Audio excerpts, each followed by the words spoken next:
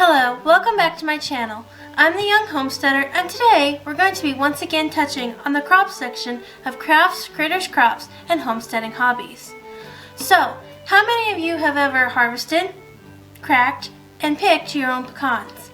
I have, and yes, it does take time, but the result gives you a fresher tasting nut to use in your food pantry storage, recipes, or just to snack on.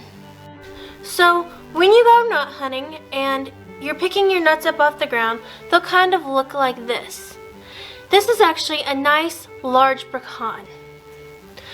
When you have as many as you want, you'll either crack them yourselves or send them to someone who will do it for you with the machine. When you get them back, they will look something like this. Now it's time to begin shelling your pecan. Begin to gently pull away the outer shell, and as soon as you can, gently pull out the pecans. Separate them and remove the dividing piece of shell. Now you have 2 pieces of pecans to put in your stash. Now something interesting to know about pecans is you can store them in the freezer as long as you make sure to put them in an airtight bag. Now let's make some Chex mix. Before we get started with our supply list, I would like to mention that I've placed the items and the amounts from the original recipe in parentheses. The first thing you need are 3 different types of cereal: corn Chex, wheat Chex, and rice Chex. You will need 3 cups of each kind. Next, you will need mixed nuts. I used 3 cups. Then you will need to gather your spices, which include 2 teaspoons of seasoning salt, 1 teaspoon of garlic powder, and 1 teaspoon of onion powder. You will also need 1 cup of pretzel pieces. I also used 1 cup of pretzel shapes. Then you need 1 1/2 sticks of butter and 1 cup of Worcestershire sauce. And of course, you need the star of the show, pecans, of which I used 2 handfuls. Now if there's anything else you would like to add in your mix, now's the time to do it. Some people put goldfish crackers or Cheez-Its in theirs, and others use Cheerios. And the original recipe uses garlic-flavored bagel chips. Once you know that you have all of your ingredients, you will also need 1 large baking pan, 1 large mixing and baking pan, 1 large metal spoon, and of course an oven, preheated to 250 degrees Fahrenheit. Now for those who do not have the ingredients and don't wish to buy them, they do make the original Chex Party Mix seasoning packet. I have not tried this, but one day I do plan on doing so. So the first thing you need to do is set your oven to 250 degrees.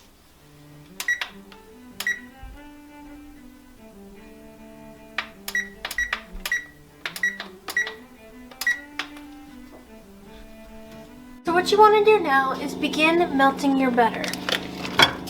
In order to melt your butter, you want to turn your stove onto a heat of medium-low. Once your butter begins to melt, go ahead and add 1 cup of Worcestershire sauce. Now, I don't really know how to pronounce that, but it sure tastes good. Give that a stir, and go ahead and add your other seasonings.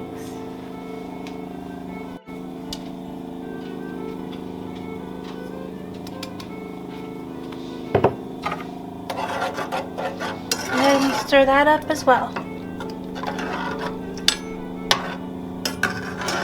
So I've already added my cereal in the pan, and I'm ready to add the rest of my dry ingredients, which includes 3 cups of mixed nuts, 1 cup of broken pretzels, whole pretzels because while my mom and dad like the broken pieces, my brother and I like the whole pieces. And of course, the star of the show, the freshly harvested, cracked, and picked pecans. We're only going to put about 2 handfuls of those in.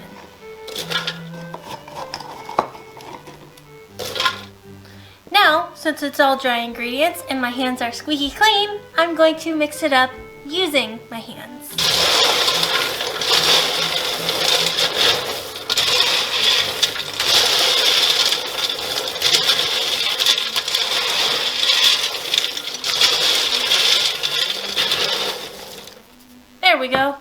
good.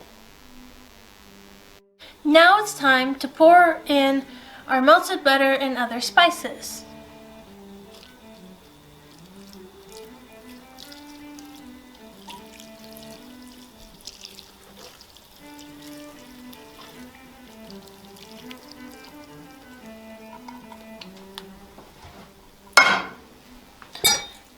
Then we stir it up to make sure it gets evenly coated.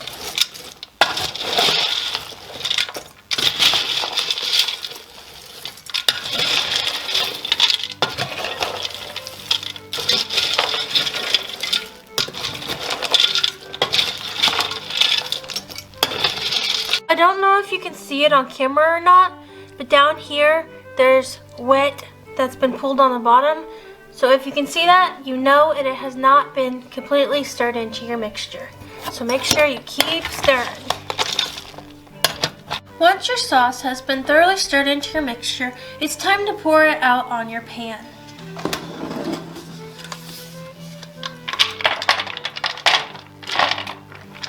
You want to make sure to do it evenly.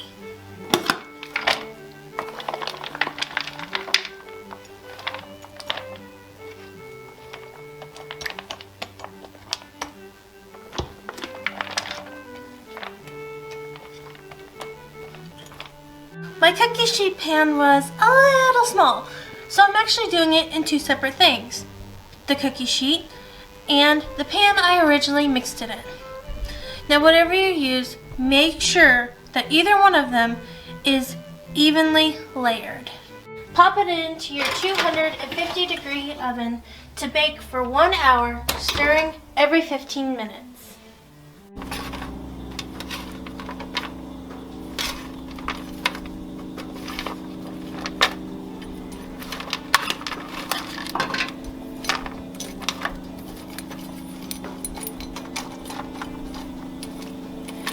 With this recipe, the flavor is quite mild, which is how my family and I like it. However, there are others out there who enjoy a bolder flavor, which you can get by adding more spices if you're one of those people. I've also known other people who put dill and cayenne peppers in their mix for a kick. And however you like your Chex Mix, I hope you will make it and enjoy it. I also hope you will like and subscribe down below. Thank you.